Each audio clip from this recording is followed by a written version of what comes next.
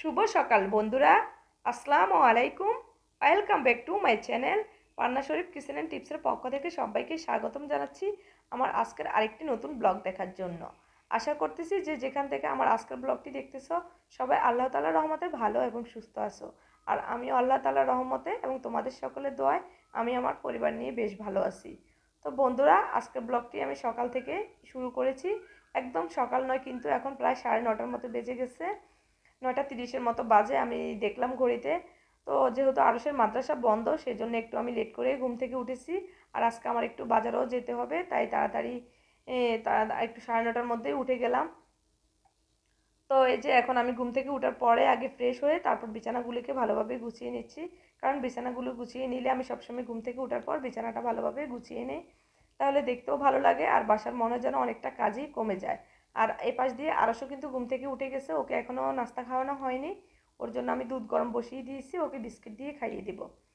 তো তারপর আমি একটু বাজারে যেতে হবে। তো সেজন্য বাসার কাজগুলো মোটামুটি আগে সেরে নিচ্ছি। তো যারা বন্ধুরা আমার চ্যানেলে নতুন ভিজিট করেছো, এখন পর্যন্ত আমার চ্যানেলটিকে সাবস্ক্রাইব করেনি, প্লিজ অবশ্যই আমার ভিডিও ভালো লাগলে, আমার ভিডিওর কোনো অংশ যদি তোমাদের ভালো লেগে যায়, তাহলে প্লিজ আমার চ্যানেলটিকে সাবস্ক্রাইব করে পাশে থাকা বেল বাটনটা অল করে রাখবে। আর অবশ্যই ছোট্ট একটা লাইক দিতে কিন্তু একদমই ভুলবে না। আর একটা লাইক দিয়ে অবশ্যই আমার পুরোটা ভিডিও কন্টিনিউ করবে। আর যারা ফেসবুক পেজ থেকে আমার ভিডিওটা দেখতেছো, তারা অবশ্যই আমার পেজটিকে ফলো দিয়ে সাথে থাকার অনুরোধ রইল। তো এই যে আমি বিছানা কিন্তু গুছিয়ে নিয়েছি। আর অফ ক্যামেরাতে কিন্তু আমি আরও অনেক কাজ করে নিয়েছিলাম। ওয়ার্ড্রপ মুছেছি, আলমারি শুকে যেগুলো গুছিয়েছিলাম ভালোভাবে। তো তোমাদের সঙ্গে যতটা সম্ভব শেয়ার করার চেষ্টা করি, যাতে তোমাদের ভালো লাগে। আর অবশ্যই যে কোনো জিনিস দেখতে দেখতে অবশ্যই ভালো লেগে যায়, ভালোবাসা হয়ে যায়। তো এই যে আমি কিন্তু সব কিছু ঝেড়ে গুছিয়ে নিয়েছি ভালোভাবে। তারপরে চলে গিয়েছিলাম আরশকে নাস্তা খাইয়ে, তারপর আমি চলে গিয়েছিলাম বাজারে। তো এখন বাজার থেকে চলে এসেছি। মোটামুটি এই যে বাজার করে নিয়ে আসছি। আসলে আমার মনে হয় মহিলারা যেখানে যায়, ওরা বেশি কথাও বলে, হয়তো বেশি মুলামুলি করার ফলে ওরা ঠকেও যায়। তো আমি কিন্তু তেমন একটা নয়, আমার স্বভাব কিন্তু সেটা নয়। আমি তেমন একটা মুলামুলি করি না বাজারে বা শপিংয়ে বলি যেখানেই যাই, তারপরেও কিন্তু ঠকে যাই।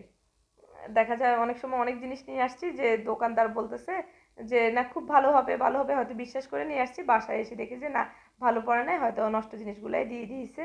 তো মোটামুটি আমি অনেকগুলো বাজার করে নিয়ে আসছি। আর একটা তরমুজও নিয়েছি আড়াইশোর জন্য। ও তরমুজটা অনেক বেশি পছন্দ করে। তো আসলে তরমুজ এত দাম এখন এই সিজনে, বিশেষ করে সব ফলের অনেক দাম বেশি। আর তরমুজটারও অনেক বেশি দাম, প্রায় 450 টাকার মতো তরমুজটা নিয়েছে। তো আমি ভাবলাম যে সোনার দামে আর তরমুজের দামে মনে হয় সমান হয়ে যাবে। এত দাম বেশি কেন, কারণ সাধারণ মানুষ একদমই খেতে পারবে না এত বেশি দাম হলে। তো এই আর কি। তো যে জিনিসপত্রের দাম, সমস্ত জিনিসেরই চড়া দাম।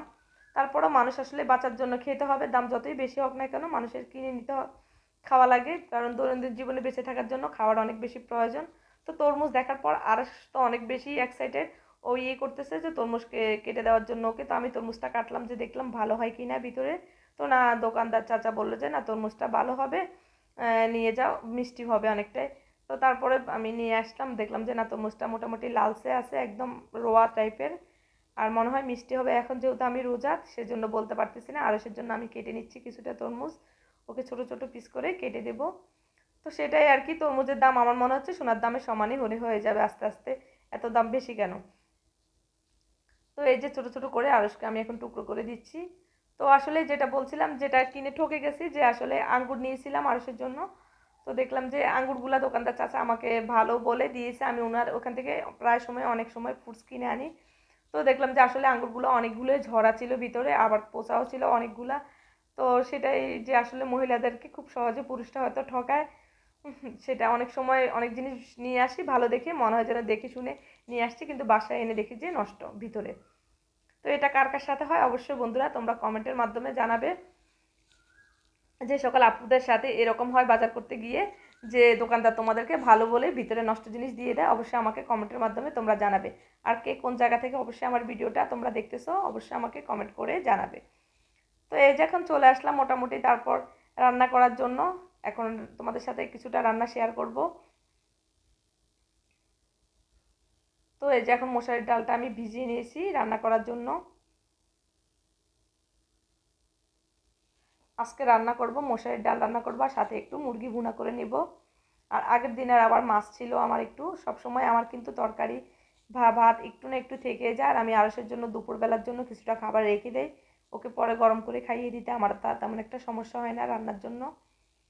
তো আর আরেকটা চুলাতে আমি কিন্তু ভাত বসিয়ে দিয়েছি, এখন প্রায় 2টার মতো বাজে। তো আরসের জন্য যেহেতু ভাত লাগবে, তো আমি ওর জন্য এই জন্য ভাতটা বসিয়ে দিয়েছি, একেবারে রাতের ভাত সহ আমাদের সন্ধ্যার ভাতের সাথে আমি বসিয়ে দিয়েছি।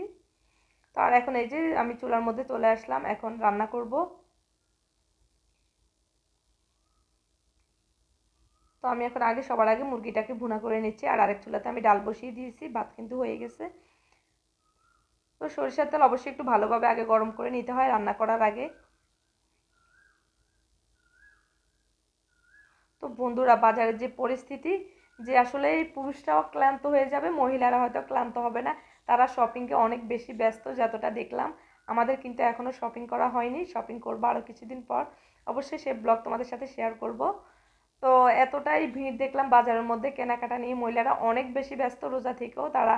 তা আমার মনে হলো যে আসলে পুরুষটা খুব সহজে ক্লান্ত হয়ে যাবে, কিন্তু মহিলারা মোটেও ক্লান্ত হবে না, তারা অনেক বেশি হ্যাপি। আর বিশেষ করে বাচ্চারা, মহিলারা ওরা কেনাকাটা নিয়ে খুবই ব্যস্ত। আর যে পরিমাণ জিনিসপত্রের দাম জানি না আসলে সাধারণ মানুষ, গরিব মানুষ যারা মধ্যবিত্ত অবস্থাতে আছে, তারা কিভাবে কেনাকাটা করবে বা কিভাবে খাবে এত জিনিসপত্রের যদি দাম হয়। কারণ মানুষের ইনকাম তো আর তেমন বাড়তেছে না, কিন্তু জিনিসপত্রের দাম তো একদম সুর করে বেড়ে যাচ্ছে।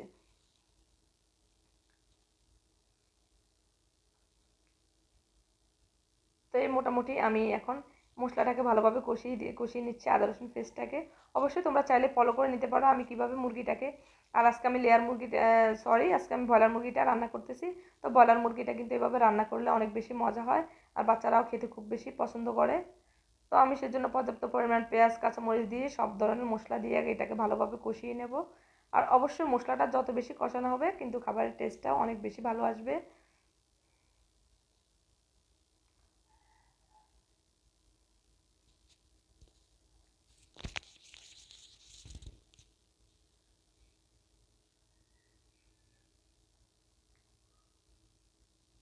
তো এখন আমি আস্তে আস্তে সব ধরনের মশলাগুলো দিয়ে ভালোভাবে এটাকে কষিয়ে নিচ্ছি। তো আসলে চলতে একদম মধ্যবিত্ত মানুষের অবস্থা, আসলে এই করুণ অবস্থা। আমার মনে হচ্ছে যে চলতে গেলে যারা একদম বিশাল বড় অবস্থায় আছে, কোটিপতি টাইপের, তাদের কোনো রকম সমস্যা হবে না। আর যারা আছে একদম গরিব অবস্থাতে, তাদেরও সমস্যা হবে না, কারণ তারা খুব সহজে কারো কাছে বলতে পারবে, প্রকাশ করতে পারবে, তারা লজ্জা পাবে না। কিন্তু যারা মধ্যম অবস্থায় আছে, মধ্যবিত্ত মানুষ, তারা না পারে কারো কাছে বলতে, না পারে কারো কাছে চাইতে, কিন্তু নিজেই সহ্য করতে হয়। দেখা যায় কষ্ট করতে করতে একসময় তারা সবসময় অভিনয় করে যেতে হয়, তাদের সংসার লাইফটাই এরকম।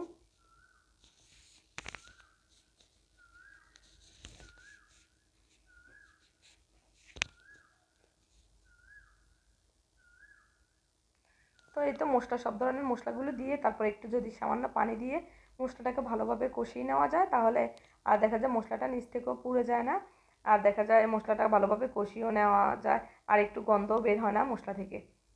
তো সেজন্য আমি একটু সামান্য পরিমাণ পানি দিয়ে ভালোভাবে এই মশলাটাকে কষিয়ে নিচ্ছি।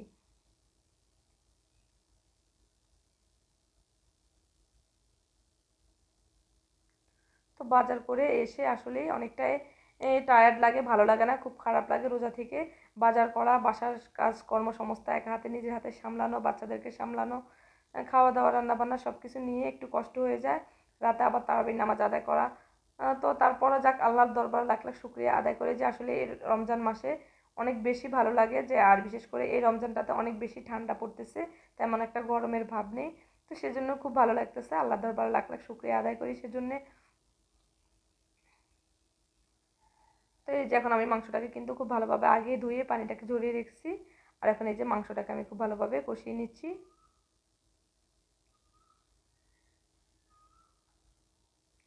তো তোমরা অবশ্যই, যে সকল আপুরা নতুন রান্না করতেছে, এখনও ভালোভাবে রান্না শিখো নাই, তারা অবশ্যই এভাবে ট্রাই করবে বাসাতে।